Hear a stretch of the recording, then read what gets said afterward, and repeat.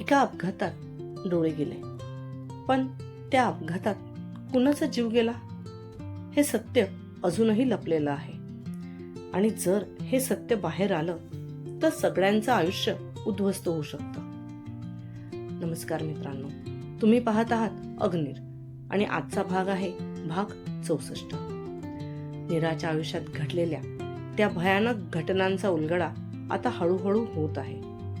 एक केस, एक अपघात आणि त्यामागे लपलेलं एक मोठं रहस्य. सोना मॅडमचा मृत्यू खरंच फक्त अपघात होता का, की त्यामागे कोणीतरी खूप मोठा खेळ खेळला आहे?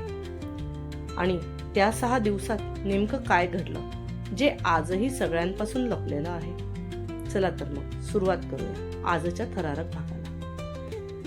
आमच्याकडे जास्त पैसे नसल्याने आम्ही एक सरकारी वकील पाहिला. वकिलासोबत झालेल्या पहिल्या भेटीतच वकील आम्हाला म्हणाला, हे पहा, मी तुम्हाला काही आशेवर ठेवू शकत नाही, कारण आपल्या विरोधात ज्या सोना राठोड नावाच्या वकील केस लढवत आहे त्या त्यांच्या जस्टिससाठी सर्वत्र प्रसिद्ध आहेत आणि त्या मानाने आपल्याजवळ पुरावे पण कमी आहेत. तरी बघू आपण काय होऊ शकतं ते. जेव्हा केस कोर्टात उभी राहिली तेव्हा आमची भेट पहिल्यांदा सोना मॅडम सोबत झाली. पहिलेच त्यांच्या न्यायाबद्दल आम्ही खूप ऐकून होतो, त्यामुळे आम्हाला कुठेतरी ही आशा होती की त्या आमच्या बाजूने समजून घेतील, आम्हाला मदत करतील. पण त्यांनी फार हुशारीने त्यांचे एक एक मुद्दे जज साहेबांना पटवून दिले. श्रीकांत विरोधात आमच्याकडे जास्ती काही पुरावा नव्हताच, त्यात त्याने या जागेचे पैसे नीराच्या वडिलांना दिल्याचे कोर्टात सिद्ध केले. तिसऱ्या हिअरिंग मध्येच सोना मॅडम केस जिंकल्या.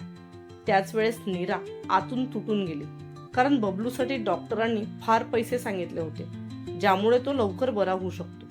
म्हणून तिला ही जागा हवी होती, जेणेकरून ती विकल्यावर तरी बबलूचं भविष्य सुधरवू शकेल. नंतर त्याने तिचा जीव घेतला असता तरी तिला चालणार होते. पण केस श्रीकांतच्या बाजूने लागल्याने तिची ही शेवटची आशा सुद्धा मावळती लागली आणि रागातच तिने त्याच कोर्टात सोना मॅडम यांना धमकी दिली. पण खरंच सांगते, हे असलं काही नीरा कधीच करू शकत नाही. जी स्वतःसाठी कधी स्टँड घेऊ शकली नाही ती दुसऱ्याला मारण्याची गोष्ट तर फार लांब. त्या दिवशी तिच्या सर्व भावना अनावर झाल्या आणि तिने ती धमकी दिली. पण नंतर कितीतरी वेळ कोर्टाच्या बाहेर माझ्याजवळ या गोष्टीसाठी पश्चाताप करत राहिली. त्यानंतर तिने सोना मॅडम यांना भेटून त्यांची माफी देखील मागितली. त्यावेळेस मी स्वतः तिच्यासोबत सोना मॅडम यांच्या कॅबिनमध्ये गेली होती. सोना मॅडम तशा खूप हसतमुख स्वभावाच्या आणि मोठ्या मनाच्या होत्या. त्यांनी लगेच आम्हाला माफ केले. सोबत त्यांनी आमची बाजू ऐकूनही घेतली. पण त्यांच्याकडे असलेल्या पुराव्यांच्या आधारावर त्या आमच्यावर विश्वास ठेवू शकत नव्हत्या. पण तरी नीराला फक्त यातच समाधान होतं की त्यांनी तिला माफ केलं. मला बँगलोरच्या एका हॉस्पिटल बद्दल समजले होते, जे एका ट्रस्टने उभे केले आहे आणि ज्यामध्ये बबलू सारख्या पेशंटवर मोफत इलाज होतो. म्हणून मी त्या हॉस्पिटलचा तपास करण्यासाठी बँगलोरला गेले. योगायोगाने त्यांच्या हॉस्पिटलमध्ये एक सीट खाली होती. त्याकरता मला बबलूला लगेच मुंबईवरून बँगलोरला शिफ्ट करायचे होते. 5 दिवस तर मला तिथली प्रोसिजर पूर्ण करून बबलूला मुंबईवरून बँगलोरला शिफ्ट करण्यासाठीच लागले. 6व्या दिवशी जेव्हा मी परत यायला निघाले तेव्हा मला संध्याकाळी नीराचा फोन आला. त्यावेळेस ती फार घाबरलेली होती. भूतकाळात, भूमी लवकर ये, आपल्याला सोना मॅडम यांना वाचवायला पाहिजे. नीरा एकदम घाबरलेल्या आवाजात भूमीशी बोलत होती. काय झालं नीरा, आणि सोना मॅडमांचा काय संबंध? त्या दिवशी तर तू माफी मागायला गेल्यावर त्यांनी तुला मोकळ्या मनाने माफ केलं होतं ना, मग परत? भूमीने गोंधळलेल्या आवाजात विचारले. मी तुला आत्ताच काही सांगू शकत नाही, फक्त एवढं सांगते की सोना मॅडम मनाच्या खूप चांगल्या आहेत. त्या आपली मदत करत होत्या आणि हेच एखाद्या वेळेस त्यांच्यावर उलटलं. त्यांच्या जीवाला धोका आहे. तू लवकर ये, मी माझ्या परीने काही करण्याचा प्रयत्न करते. असे म्हणत नीराने फोन ठेवला. भूमी तिकडून हॅलो हॅलो करत होती, पण त्याआधीच फोन कट झालेला होता. भूमीने परत फोन लावण्याचा प्रयत्न केला, पण तो काही लागला नाही. भूमी रात्री उशिराने मुंबईत आली. मुंबईत आल्यावर तिला लवकर नीराला भेटायचे होते, पण नीराचा फोन लागत नसल्याने ती आता कुठे असेल याचा विचार करतच होती. एक वेळ तिला श्रीकांतच्या घरी जाऊन नीरा तिथे आहे का हे बघावे असेही मनात आले, पण तेवढ्यात तिला एक कॉल आला. तुम्ही नीरा मॅडम यांच्या मैत्रीण आहात ना? लवकरात लवकर हॉस्पिटलमध्ये या. समोरच्या व्यक्तीने आपला परिचय न देताच फोन कट केला. तशी भूमी धावतच त्या हॉस्पिटलमध्ये आली, तर तिथे नीराचा गंभीर अपघात झाल्याचे तिला समजले. डॉक्टरांनी भूमीला सांगितले की या अपघातात नीराचे डोळे गेले, पण या अपघातात अजून एक व्यक्ती दगावली आहे, जिचे डोळे ते नीराला देत आहे आणि म्हणूनच नीराचं ऑपरेशन सुरू आहे. भूमीला त्या व्यक्तीबद्दल वाईट वाटले, पण नीराला त्या व्यक्तीचे डोळे मिळत आहे हे ऐकूनच तिने देवाला हात जोडले आणि ती त्या व्यक्तीच्या आत्म्याला शांती देण्यासाठी प्रार्थना केली. डॉक्टरांनी त्या मृत व्यक्तीबद्दल जास्त काही सांगितलं नाही आणि भूमी पहिलेच नीराच्या काळजीत असल्यामुळे तिने सुद्धा काही विचारलं नाही. ऑपरेशन नंतर नीराला बाहेर आणण्यात आले. भूमी तिच्या शेजारीच बसली होती की एक व्यक्ती पटकन आत आला. त्याच्या चेहऱ्यावर रुमाल बांधला होता. हे पहा, तुम्ही लवकरात लवकर यांना इथून घेऊन कुठेतरी दूर निघून जा. तो व्यक्ती दरवाजाकडे बघत भूमीशी बोलत होता. तुम्ही कोण आणि हे असं अचानक इथे येऊन मला का सांगत आहात? एक मिनिट, तुम्ही तेच तर नाही? तुम्हीच मला फोन केला होता का? सध्या भूमी समोरचं सगळं बघून पहिलेच एवढी घाबरली होती, त्यात तो माणूस तिला घाबरलेल्या अवस्थेतच तिथून जायला सांगत होता. त्यामुळे तिच्या मनावरचे दडपण अजूनच वाढले. हे पहा, माझं नाव पार्थ. मी श्रीकांत सोबत काम करतो. या मॅडमांच्या जीवाला धोका आहे. जर तुम्ही इथे राहिल्या तर सर तुम्हाला सोडणार नाही. तुम्ही म्हणाल तर आत्ता सध्याला तरी मी तुमची इथून जाण्याची व्यवस्था करून देऊ शकतो, पण त्यापुढे तुम्हाला तुमचं बघावं लागेल. त्या माणसाने त्याच्या तोंडावरचा रुमाल काढून भूमीला सांगितले. त्याने चेहरा दाखवून त्याची ओळख सांगितल्यामुळे भूमीलाही त्याच्यावर विश्वास वाटू लागला. पण असं अचानक मी सगळं सोडून कसं जाऊ शकते? माझी नोकरी, माझा जॉब, माझं सामान सगळं इथेच आहे. भूमीसमोर प्रश्न होते. हे पहा, सध्या तर मी तुमची नोकरी जॉबमध्ये मदत करू शकत नाही, पण माझ्याजवळ हे थोडे काही पैसे आहेत, ते तुम्ही ठेवा आणि या मॅडमांचा जीव वाचवा. त्या माणसाने त्याच्या खिशात असलेले सगळे पैसे भूमीच्या हातात टेकवले. त्याने एक वेळेस मोजले सुद्धा नाही. तुमचे फार उपकार झाले, पण आता इथून कसे जायचे? भूमीला खरं तर त्याचे उपकार घेण्याची मनापासून इच्छा नव्हती, पण परिस्थितीच अशी होती की तिच्या हातात काहीच नव्हतं. पहिलेच बबलूच्या बँगलोरच्या हॉस्पिटलच्या ऍडमिशनमध्ये तिने तिच्या जवळचे सर्व पैसे खर्च केले होते आणि आता नीराला या अवस्थेत घेऊन जायचे म्हणजे पैसा तर लागणारच. या हॉस्पिटलच्या स्टॉपमधले काही लोक माझ्या ओळखीचे आहेत. लवकरच इथून एक ॲम्ब्युलन्स डेड बॉडी घेऊन जाणार आहे. मी तुमची व्यवस्था त्यात करतो. तुम्ही फक्त इथे जास्त कोणाशी बोलू नका.